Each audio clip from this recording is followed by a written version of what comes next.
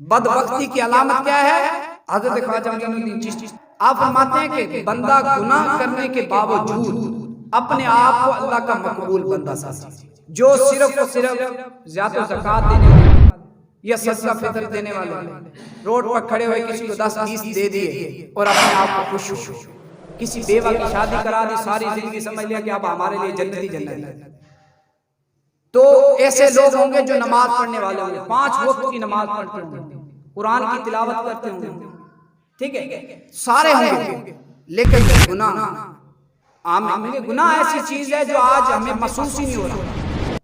دیکھیں میں سادی سی مثال دیتا ہوں اکثر کہ ٹی وی پر آپ خبریں سنتے ہیں، یہ خبریں سننا ثواب کا کام نہیں،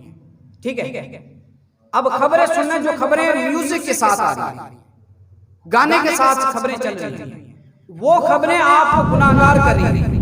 اب نمازی پرہیزگار بندہ جو ہے نا، نمازیں پڑھ کر قرآن کی تلاوت کر کر اپنے آپ کو سمجھ رہا ہے میں بڑا اللہ کا نیک بندہ ہوں، لیکن وہ جو گناہ کر رہا ہے یہ بدبختی ہے۔ ایک بندے نے صدقہ دے دیا، صدقہ دینے کے بعد کہہ رہا ہے لو جی میں بڑا نیک بندہ، لیکن مال اس کا کما رہا ہے،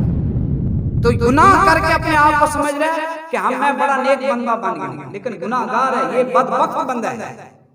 اور جیسے ٹی وی دیکھ رہے ہو جی خوش طبی کے لیے، وقت پاس کرنے کے لیے خبریں بھی دیکھنی چاہیے، اس سے دنیا کی معلومات حاصل ہوتی ہے، تو معلومات کے لیے وہ طریقے نہیں ہیں صرف میوزک کے ساتھ خبریں ہی دیکھنی ہے 24 گھنٹے۔ نمازی ادھر سے نماز پڑھ کے جاتا ہے، ادھر سے جا کے ٹی وی پہ بیٹھ کر جو ہے نا ڈرامے فلمیں جو خبریں دیکھ رہا ہے اور اپنے آپ کو سمجھ رہا ہے میں اللہ کا بڑا نیک بندہ ہوں، تو بدبخت بندہ ہے جو خواجہ معین الدین چشتی خود فرما رہے ہیں۔